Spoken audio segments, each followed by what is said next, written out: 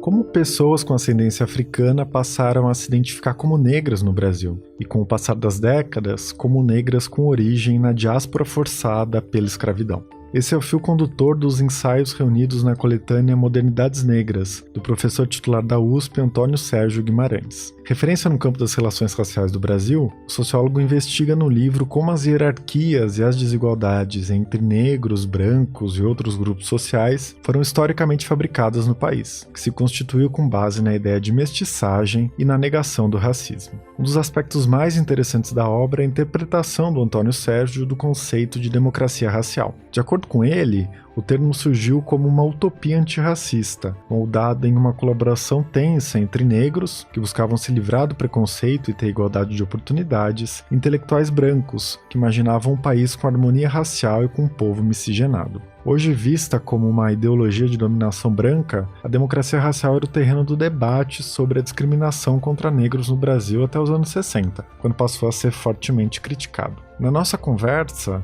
o Antônio Sérgio lembrou da importância do intelectual e ativista negro Abdias do Nascimento para essa virada e falou da mudança de patamar do antirracismo no Brasil e no mundo desde o assassinato de George Floyd. Eu sou Eduardo Tombini e este é o Ilustríssima Conversa.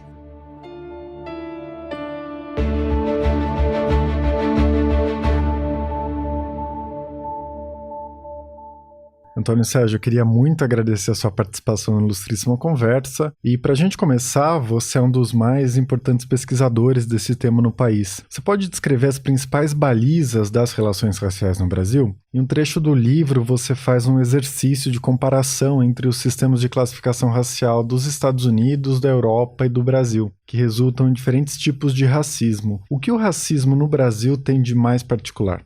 Antes de mais nada, muito obrigado pelo convite, pela oportunidade de falar sobre esse livro novo que está saindo agora pela editora 34. Bom, eu diria o seguinte, talvez o traço mais importante tenha sido a não transposição de um grande contingente de população europeia para o Brasil, que fosse majoritário, como foi esse contingente foi majoritário nos Estados Unidos, por exemplo. Então, aqui não pôde se reproduzir o modo como os povos europeus se identificaram em relação ou em contraposição aos povos que conquistaram ao longo da modernidade, né? Depois do fim da Idade Média, quando começam as conquistas, etc. Então, não houve, de fato, no Brasil, uma transposição de sociedades europeias,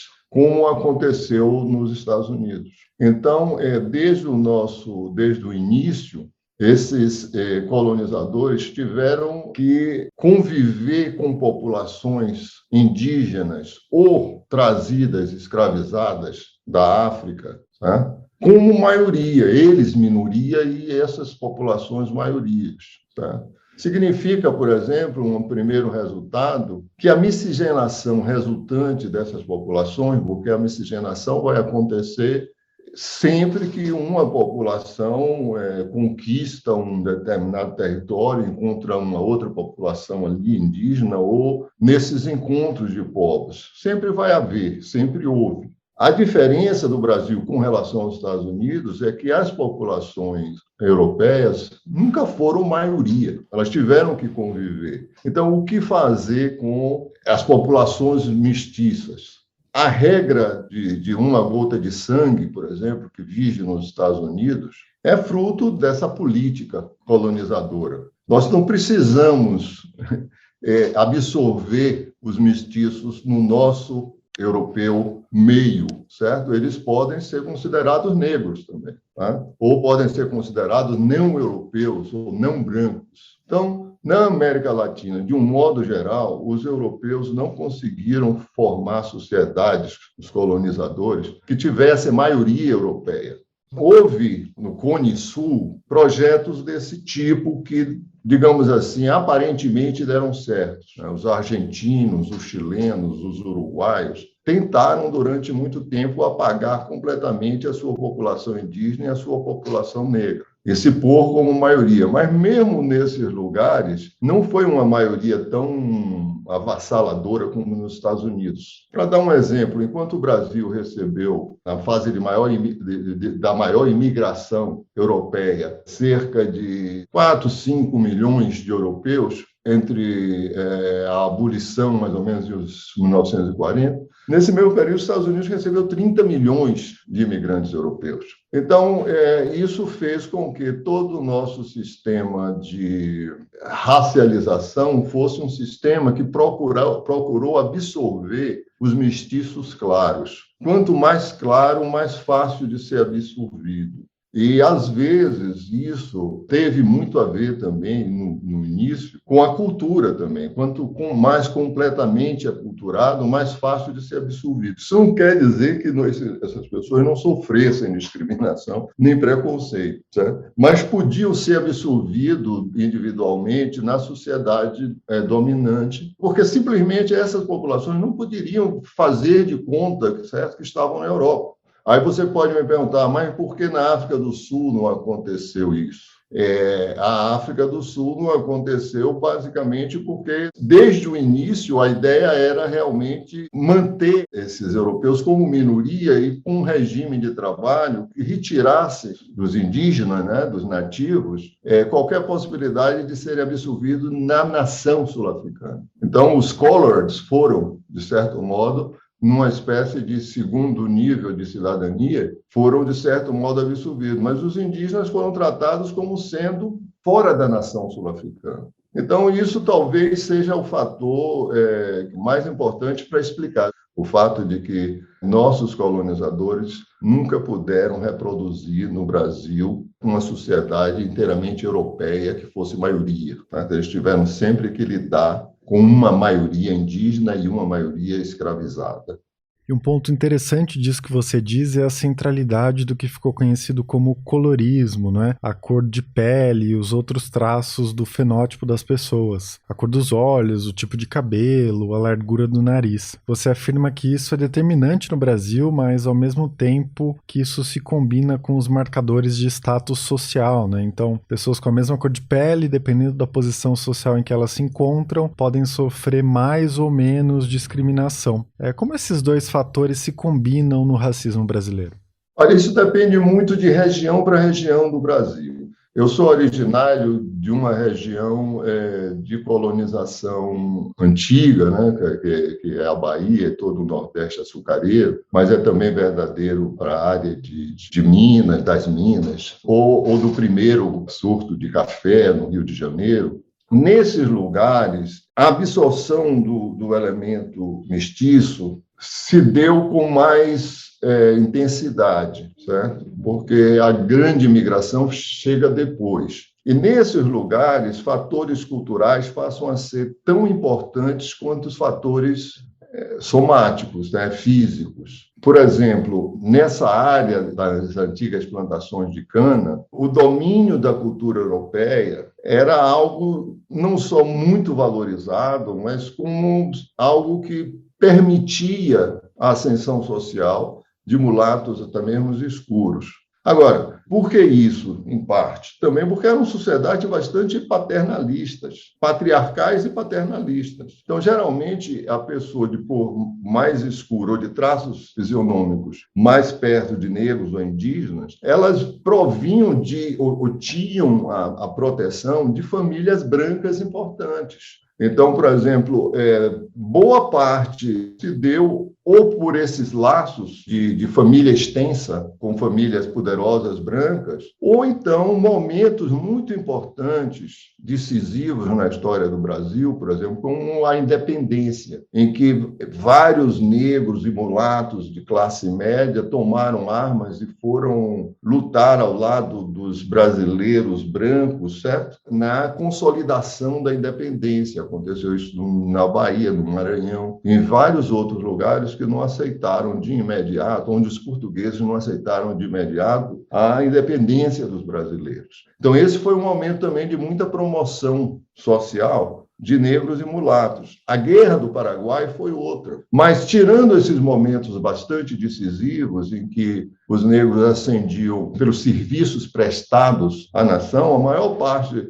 das vezes era através de redes de proteção de brancos, muitos dos quais eram pais ou parentes. Tinham relações, inclusive de parentesco, às vezes não declarados, às vezes eram clérigos. Então, todo esse sistema permitiu que a cultura e o domínio da cultura europeia, das letras, passasse a ser também muito importante nessas áreas para a ascensão social de negros e negras. O mesmo não acontece nas áreas mais novas, economicamente mais novas, por exemplo, a partir da expansão do café para São Paulo, para o oeste paulista, da colonização do Paraná, do crescimento do Rio Grande do Sul, de Santa Catarina, tal, que se faz muito com a migração europeia mais nova. Mais nova que eu falo, a chegada no final do século XIX, começo do século XX. E a maior presença, justamente, de europeus nessas áreas criou, digamos assim, um tipo de diferenciação racial muito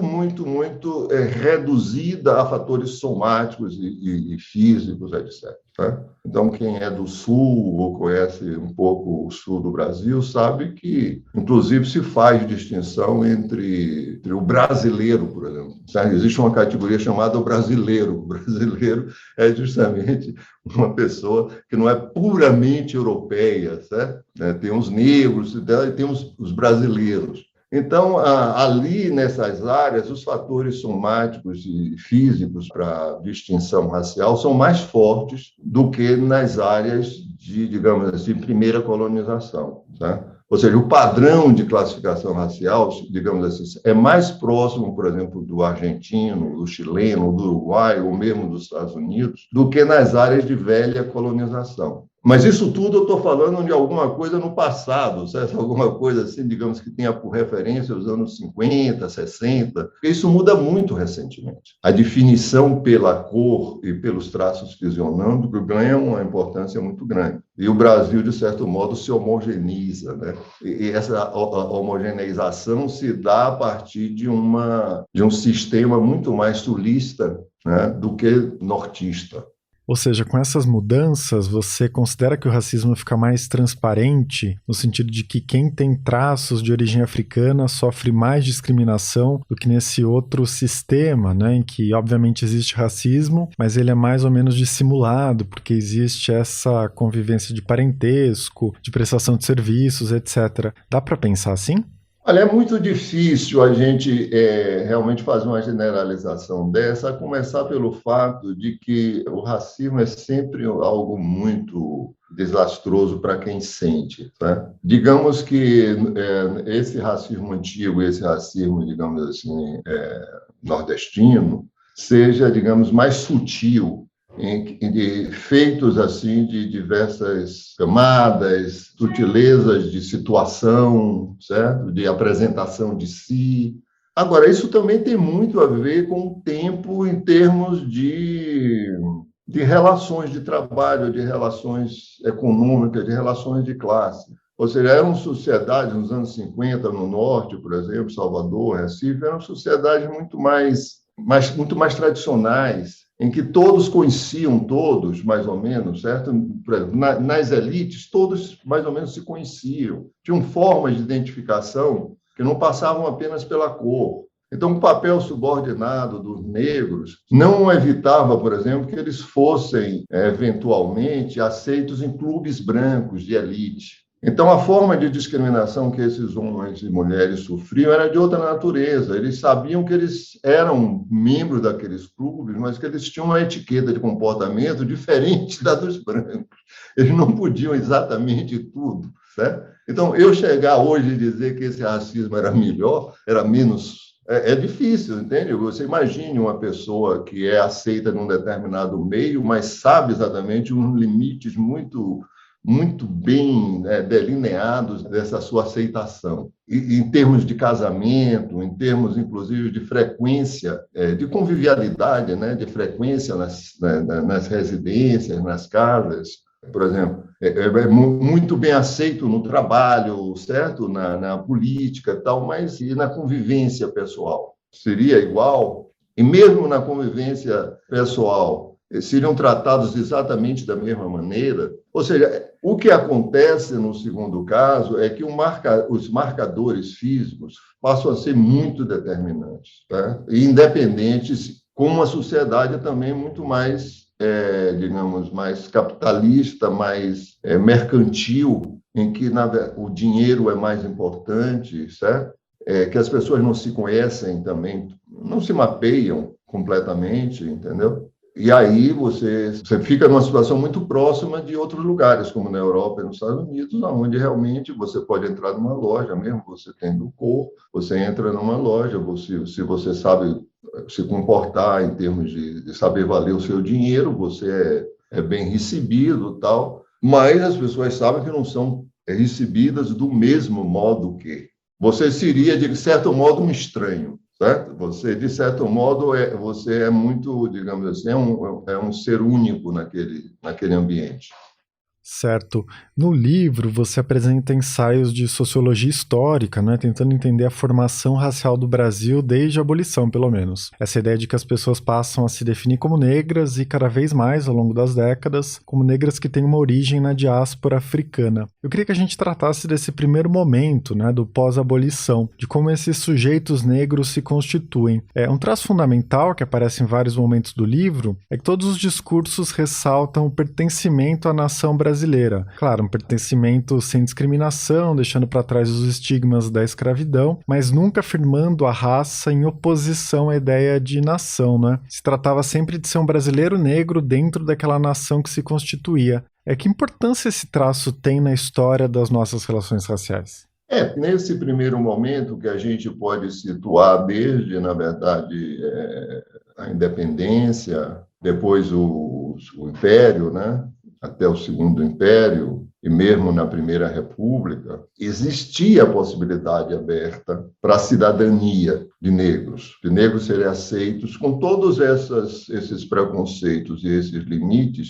Havia, digamos, ideologicamente aberta a porta. Então, a forma de procurar a ascensão social era uma forma de integração. Primeiro, na integração do mundo português, do mundo luso, do mundo latino, do mundo europeu, digamos. Então, mesmo nos anos 50, 40, 50, tem um grande intelectual negro, o primeiro grande sociólogo negro, que é o Guerreiro Ramos, que era um homem que lia e falava em alemão, em francês, em inglês, em espanhol. Então, uma pessoa que dominava, digamos, a cultura europeia. E isso dava a ele o passaporte para um mundo, esse mundo que era o mundo dos brancos. E qual é a primeira reação do Guerreiro Ramos? É o primeiro Guerreiro Ramos, digamos assim, se a gente pode falar em primeiro e segundo Guerreiro Ramos. Ele é de justamente enfatizar que a cor é apenas uma aparência física, que a raça não existe enquanto algo na natureza real, é um simples preconceito. O Mário de Andrade, na mesma época, não falava de preconceito, ele falava de uma espécie de ignorância dos brancos. Então, ele enfatizava isso e enfatizava o fato que o povo brasileiro, na sua maioria, o povo mesmo, era negro, não era branco. E vai fazer justamente a crítica dos brancos como sendo pessoas que não são totalmente brasileiras, porque realmente não conseguem perceber o seu povo, certo? São pessoas, de certo modo, que sofrem de uma certa patologia. Eu me referi a Mário de Andrade. Mário de Andrade também pensava um pouco do mesmo modo. Então, até, por exemplo, a Frente Negra Brasileira dos anos 30, que começou a enfatizar a raça, no mesmo diapasão e no mesmo discurso, digamos assim, da legitimação política da raça nos discursos europeus, no fascismo, no nazismo, certo? E na grande importância que teve o racismo na ascensão desses regimes, influenciada por isso, a Frente Negra Brasileira passou a falar não apenas mais de pessoas de cor ou classe de pessoas de cor, mas se referia à raça negra. Mas mesmo eles queriam guardar toda a distância possível da África. Certo? Eles eram, antes de tudo, brasileiros, não africanos. Certo? Pelo contrário, justamente, os estrangeiros não eram eles os negros, eram os italianos, espanhóis, etc. Certo? Aqueles que chegaram em São Paulo e tomaram o lugar deles. Eles eram os brasileiros e esses eram os estrangeiros. Então, eles jamais podiam se colocar como africanos ou descendentes de africanos, etc. Eles eram legitimamente os brasileiros. Então, mesmo o discurso de raça, quando aparece como raça negra brasileiro, somos brasileiros. Só, na verdade, mais tarde é que a ideia de raça passa a ter um sentido diferente de organização de uma, digamos assim, de uma ação política, de uma organização política por direitos. E começa a haver maior circulação política entre negros no Brasil, nos Estados Unidos, na África. Aí sim começa a ser tecida uma identidade diaspórica, né? Sim, e nos textos que tratam da Primeira República, você apresenta essa ideia bastante original, talvez a mais importante do livro, né, de que as bases da democracia racial começaram a ser moduladas por intelectuais negros, pelo sentimento popular dos negros, né, ou seja, não dá para pensar a democracia racial só como uma ideologia de dominação branca. Você escreve em algum momento, se você me permite uma citação, né, longe de ser uma variante da supremacia branca, a democracia racial era um construto utópico nascido da colaboração tensa entre radicais negros e progressistas brancos. Como você analisa a elaboração dessa ideia de democracia racial que se tornou tão importante no debate da questão racial brasileira? Eu diria o seguinte, isso é uma novidade que traz esse livro, né? Porque a pesquisa sobre democracia racial avançou muito, desde o primeiro texto que eu escrevi. Mas essa pesquisa começou a também pegar fontes norte-americanas. Então, o que é que a gente pode ver hoje com a documentação que a gente tem? Democracia racial, enquanto uma bandeira, né, uma agenda de luta para a inclusão dos negros na sociedade em termos iguais, né, ela equivale à reivindicação por justiça racial, por igualdade racial. Então, ela aparece primeiro, até onde a gente sabe hoje, na reivindicação de negros norte-americanos, falando em democracia racial, com um sentido muito claro de igualdade racial, de justiça racial. Essa luta por igualdade, por justiça racial, é também produto de uma aliança com progressistas brancos norte-americanos. Progressistas brancos e, principalmente, intelectuais judeus.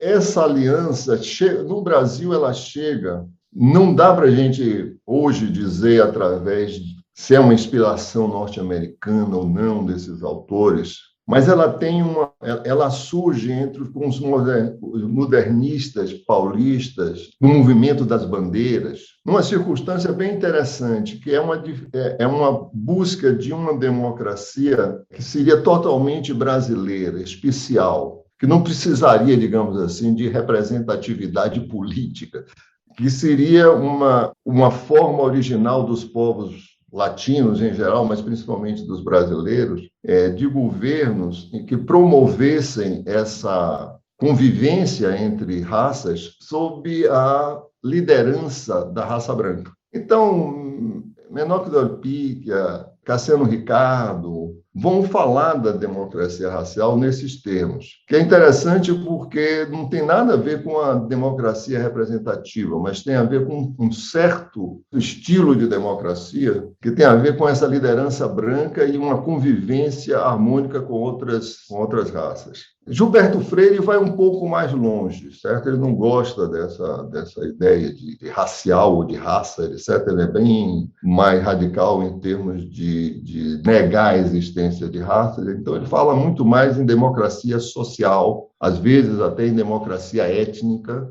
certo? E só muito depois é que ele vai usar o termo racial, democracia racial. Só em 1946, se não me engano, é a primeira vez que vai aparecer. Então, veja, quando o Gilberto Freire, depois o Arthur Ramos, fazem essa passagem de uma democracia que não é apenas uma forma de governo hierárquico sob liderança branca, mas se trata realmente de uma democracia representativa, abre a porta para que os negros brasileiros, as lideranças negras brasileiras da época, realmente adiram a esse discurso, mas pensando como os negros norte-americanos já pensavam. Democracia racial significa igualdade racial, ausência de preconceito, certo? Igualdade de oportunidades. A tendência dos conservadores brasileiros, certo? Mesmo aqueles mais, digamos, antirracistas, como o Gilberto Freire, é pensar a democracia racial brasileira como algo já consolidado, como convivência, como interpenetração cultural, como normas jurídicas e legais que garantam o direito dos negros em termos individuais. Então, digamos que passa a ser uma grande aliança, uma grande coalizão, feita por interesses que são um pouco diferentes. E essa diferença de interesses só vai se mostrar com o tempo. A partir de 54, por exemplo, o Teatro Experimental do Negro, Abdias, etc., já começam a duvidar bastante da existência dessa democracia racial. Eles preferem justamente apontar que a democracia racial é um discurso, mas que não é realizado na prática. Então passa a ser um ideal, mas não algo real. Exatamente. E hoje, quando a gente fala de democracia racial, a gente sempre fala de mito da democracia racial, de ideologia da democracia racial, não é? Para ressaltar que essa promessa de integração sem preconceito nunca se realizou. A partir de 64 dá essa virada, realmente, né? A partir de 64, Abdias do Nascimento ou Florestan Fernandes, na academia, começam a denunciar a democracia racial muito mais como um discurso de dominação do que propriamente um programa de convivência e de solidariedade. E a trajetória do Abdias do Nascimento é interessantíssima, né? Você analisa isso no livro. Ele meio que expressa essa virada, né, de um primeiro momento de aderir à ideia de democracia racial para ter algum tipo de margem de manobra para garantir direitos, e depois, com a ditadura, ele faz uma crítica muito dura a essa noção. Como você enxerga a figura do Abdias do Nascimento nessa discussão? É uma figura central. Eu acho que é uma figura central, encantadora, né? Encantadora como pessoa. Eu tive o prazer de conhecê-lo. Eu editei, junto com a 34 também, o Quilombo. O Quilombo foi uma revista do Teatro Experimental do Negro que funcionou basicamente nos anos 50. E é muito interessante porque no Quilombo tinha uma coluna que aparecia em cada número, chamada Democracia Racial, onde escreviam os principais intelectuais brancos brasileiros e negros norte-americanos e negros brasileiros também. Então, eu me lembro que quando fiquei encantado com essa ideia, não, essa revista precisa ser publicada, que a moçada toda de hoje conheça isso. E, bom, eu conhecia o Abdias já de encontros, assim, certo? E Elisa Nascimento, né? Esposa e hoje viúva do Abdias. Aí liguei para a Elisa, diz assim, eu quero ir no Rio, tal, discutir com vocês como é que a gente... Eu confesso a você que eu fui cheio de, digamos, com o pé atrás. Porque eu pensava assim, como é que o Abdias vai reagir hoje a essa exposição de que ele foi um dos principais defensores da democracia racial brasileira. Naquele momento em que ele estava na linha de frente da denúncia da farsa que era a democracia racial. Isso foi em 1997, 98. Aí eu fui ao Rio, né? Fui ao apartamento dele, ele me recebeu muito bem, uma pessoa super agradável, né? E como se não tivesse nada, né? Elisa se prontificou a abrir um exemplar novinho, intacto, para fazer o scan, né? E ela mesma cuidou de fazer todo o escaneamento, tal, profissional, foi feito lá no Rio de Janeiro por ela. E eu não me contive, né? Perguntei a ele, Abdias, nesse tempo, como é que você defendia a democracia racial, tal? Me conte um pouco. Ele chegou e disse, mas naquele momento era muito importante isso. Nossa luta naquele momento tinha que ser por direitos iguais, por uma democracia que nos incluísse. Né? A gente começou justamente a desmistificar essa ideia quando a gente viu que isso não tinha meio de se cumprir. O discurso era um discurso de dominação tão forte que as pessoas achavam que já tinham resolvido o problema do negro no Brasil. Que da agora em diante era uma questão de cada um se virar por si. Não existia mais lugar para que os negros se organizassem para lutar por seus direitos, pela igualdade. Então, veja só, aquilo que parecia uma bandeira de luta muito importante, porque, afinal de contas, você estava dizendo à sociedade brasileira que o Brasil é um país mestiço, que o Brasil é um país negro, certo? Que essa é uma democracia que não aceita linha de cor. Certo? Qual é a consequência disso, lógico? É você lutar pela inclusão dos negros. Isso não foi feito, quer dizer, teve a lei Afonso Arinos, mas uma lei que, na verdade, tinha muita dificuldade de ser posta em prática, certo? De ser caracterizada realmente, não era apenas uma contravenção, certo? E a maior parte do povo brasileiro, né, achava que a democracia racial já existia e que o racismo não existia no Brasil. O racismo era o racismo que tinha nos Estados Unidos, não o que tinha no Brasil. Quer dizer, não importava que todas as estatísticas mostrassem a situação de pobreza e a falta de oportunidade da população negra. Então, é a partir daí, de 64, e principalmente do fim dos anos 60, que se começa a se organizar esse movimento de formação de uma identidade negra mais forte, né? Sabendo que teria que se romper com esse mito, ou, ao menos, voltar ao sentido inicial que ele tinha nos anos 40, de luta por igualdade. Muito importante nesse movimento são os anos 70, final dos anos 70, começo dos 80, que é quando, de novo, os sociólogos como Carlos Rasenbaum, Nelson do Vale Silva,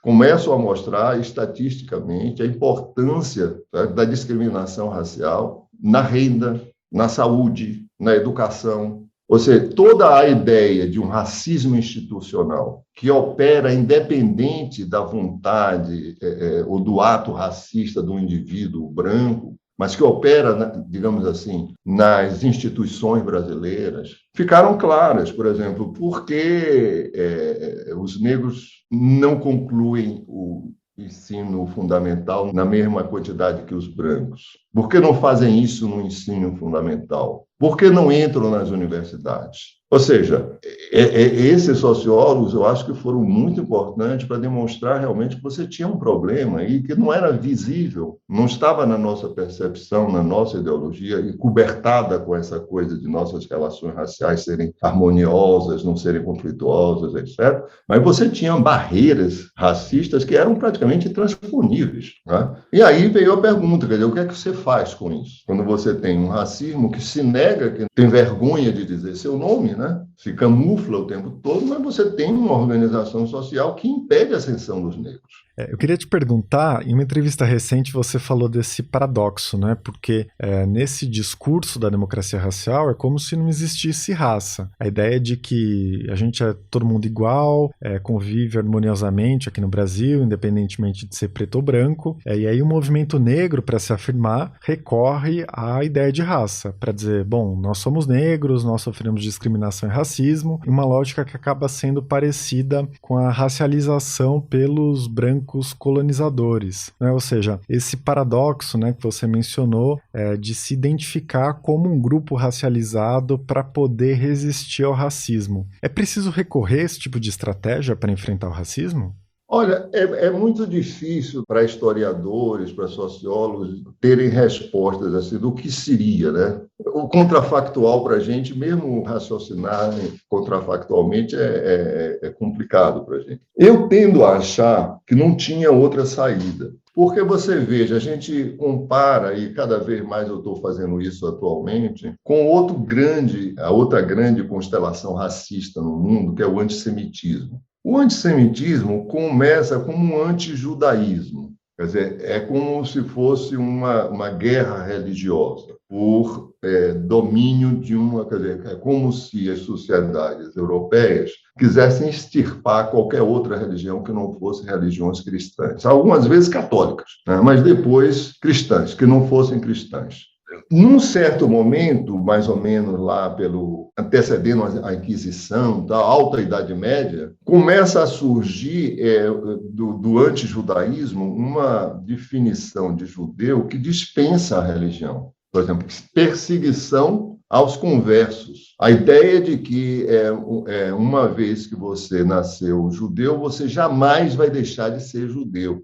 Isso é a essência da ideia de raça, mesmo que não tenha esse nome, né? Mesmo que não tenha esse nome. Esse processo se acelera no Ocidente nos anos 20, 30, né, esse antissemitismo, com toda a teoria pseudocientífica das raças. E a racialização dos judeus passa a ser a norma, né? As pessoas que já tinham isso intuitivamente, quer dizer, em termos de dizer que os judeus fazem isso, os judeus fazem aquilo, têm certos comportamentos, os judeus têm certos traços fisionômicos, os judeus têm essas coisas assim, totalmente raciais. Então, essa racialização se completa com o extermínio, né? Com o Holocausto, com a ascensão do nazismo, o racismo, o projeto de exterminar os judeus da Europa. Mas os judeus lutaram contra o antissemitismo, negando a ideia de raça.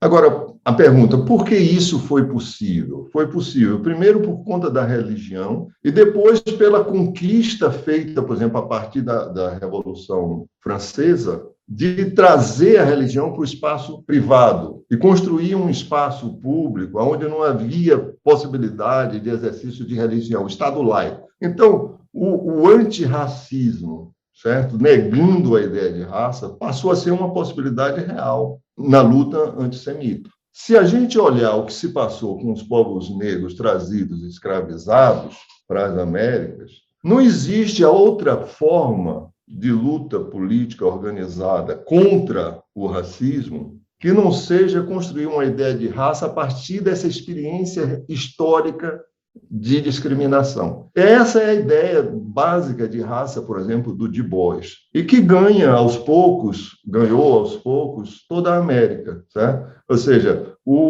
a compreensão de que não se pode lutar eficazmente contra o racismo, contra os negros, sem uma organização dos negros, sem que os negros se organizem e se reconheçam, certo?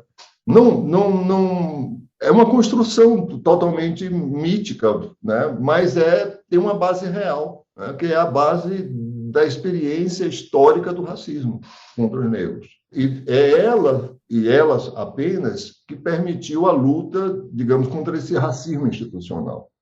Com certeza. Antônio Sérgio, o livro reúne textos que você publicou nas últimas 2 décadas. Talvez a grande novidade das políticas para enfrentar o racismo no Brasil nesse período tenha sido a adoção das cotas raciais nas universidades. Você acompanhou muito de perto esse processo, né? Que no começo era muito disputado, muito controverso. Inclusive se dizia que poderia criar um ódio entre brancos e negros, etc. Que balanço você faz dessa experiência das cotas e do papel que elas cumpriram até agora?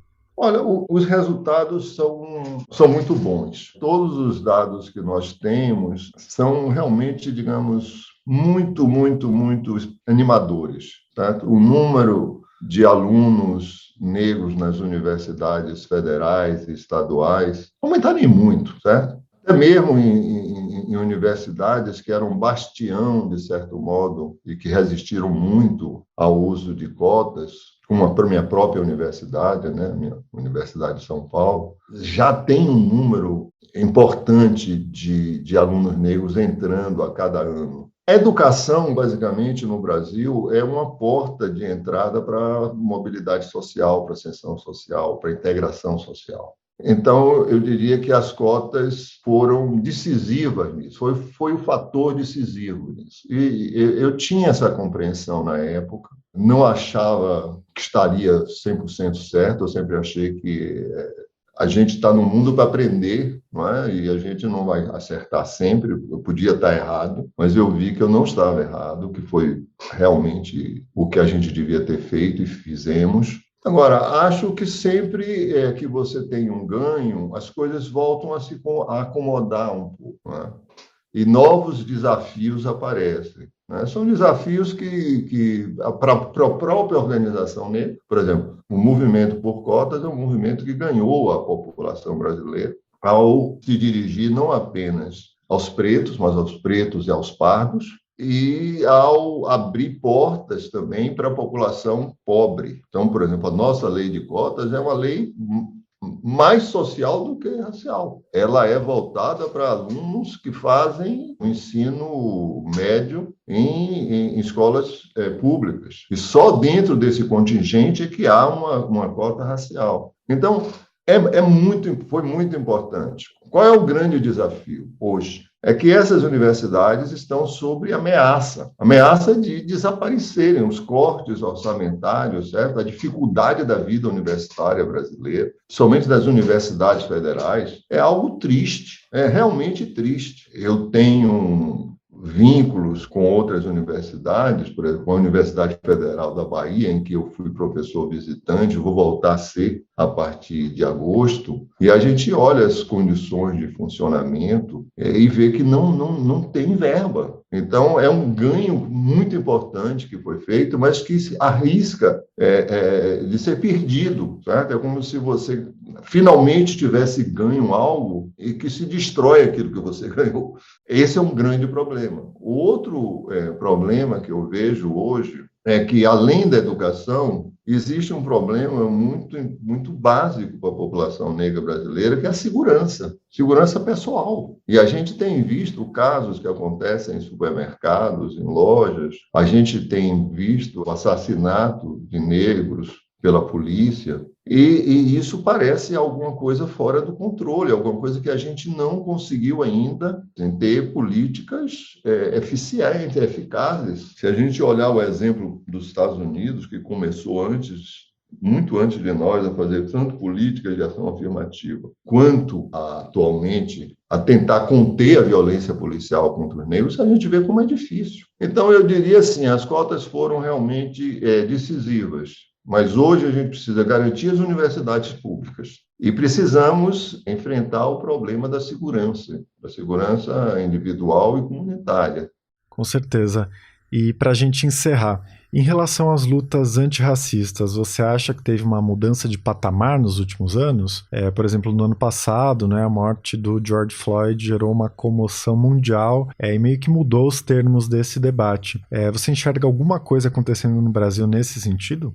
Nossa, mudou completamente. É impressionante como sociedades que não se consideravam racistas, como a França, por exemplo, ou mesmo como a Inglaterra, ou a Espanha, ou a Itália, como calou fundo essa nova intelectualidade negra no mundo inteiro. Esses novos atores e atrizes negras que estão nos esportes, certo? Na mídia, cria um efeito de desestabilização de imagem racista que é fenomenal. Hoje é muito difícil você imaginar um francês que acredite que a França não seja um país racista. Há algum tempo atrás, os franceses, assim como os brasileiros, reagiam de uma maneira digamos, às vezes até engraçada, né? A gente tem um livro no Brasil escrito por um grande jornalista chamado Nós Não Somos Racistas, certo? Nós temos um grande intelectual francês que diz assim, ora, só falta o dia que vai ter publicado um livro França Racista. Ou seja, era algo impensável. Hoje a gente vê isso nos espetáculos de futebol, a gente vê isso, essas manifestações antirracistas, dizendo que se o racismo se tornou explícito, é porque o antirracismo se tornou forte. E, de certo modo, eu acho que, se quisesse marcar época, a gente sempre precisa, às vezes, um ponto para marcar, não é? Porque as mudanças históricas não são abruptas, né? Elas são cumulativas, tal, mas sempre a gente precisa de um ponto, assim, que é como se fosse o turning point, né? Aonde faz a virada, né? Eu acho que a reação à morte do Floyd nos Estados Unidos marcou essa reação, aquela manifestação da sociedade americana, principalmente do jovem branco americano saindo às ruas junto com a população negra. A mesma coisa nas ruas de Londres, certo? E nas ruas de Paris. Certo? Isso cala fundo. Você sabe que como nós somos brasileiros, e a gente sabe que, como dizia o nosso Sérgio Buarque, na Holanda, a gente tem uma certa nostalgia de não estar na Europa, né? Então, o que se passa nos Estados Unidos e na Europa cala fundo também no Brasil. Então, teve um efeito demonstração muito grande, muito forte. Então, eu acho que... Agora, o mais importante é ter intelectuais negros em todas as, digamos, profissões, ocupando espaços, né? Do jornalismo ao direito, sociologia, antropologia, psicologia, certo? Pessoas muito bem formadas, né? Com domínio total, e principalmente não são, digamos, europeus, não são negros europeizados, mas têm uma agenda de descolonização do saber, de revalorização de uma cultura negra que é feita em vários lugares do mundo, certo? Em vários lugares da América Latina, mas também na França, nos Estados Unidos. Cultura, às vezes, totalmente popular, mas que serviam de base para os estereótipos negativos, certo? E que passam a ser valorizadas. A gente assiste recuperação intelectual de gente como Lélia Gonzalez, Beatriz Nascimento, certo? É bonito a gente ver isso, a gente está vivendo para assistir essas coisas, certo? Isso pela mão de intelectuais negros jovens, essa moçada que cursou as melhores universidades brasileiras, as melhores universidades estrangeiras, certo? E que chega com um discurso e um ponto de vista que não é colonizado. Ou seja, dá para ser otimista com o que vem por aí na luta antirracista por causa dessa nova geração? Eu sou muito otimista com respeito à disposição de lutar, certo? Isso eu sei que a gente tem disposição para lutar. Agora, a nossa situação no Brasil eu acho muito, muito complicada, justamente pelo que eu tinha dito antes.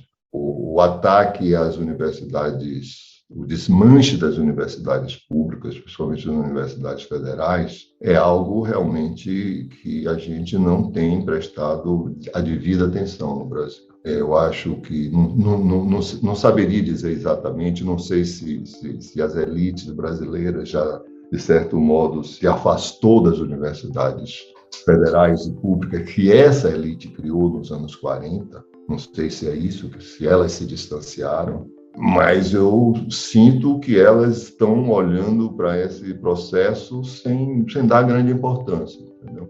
Mas o que se tem feito desde o primeiro ministro desse governo até o atual é algo realmente inaceitável. Para um país que quer ser um país independente, um país que lidere a sua região, lidere a América Latina, a destruição que está sendo feita das universidades é algo inaceitável. Tá certo, Antônio Sérgio, eu queria te dar os parabéns pelo livro, eu aprendi muito lendo os textos que você reuniu lá e agradecer muito a sua participação aqui. Muito obrigado por essa oportunidade. Bom, se você quiser continuar no tema racismo e antirracismo, eu sugiro 2 episódios recentes. Em abril eu conversei com a Alessandra Devuski sobre colorismo. Em novembro do ano passado eu falei com a professora Flávia Rios sobre o pensamento de Lélia Gonzalez, nome incontornável do feminismo negro no Brasil. Este foi o Ilustríssima Conversa. Eu sou Eduardo Sombini e a edição de som é da Laila Moali. A gente se vê daqui a 15 dias. Até lá!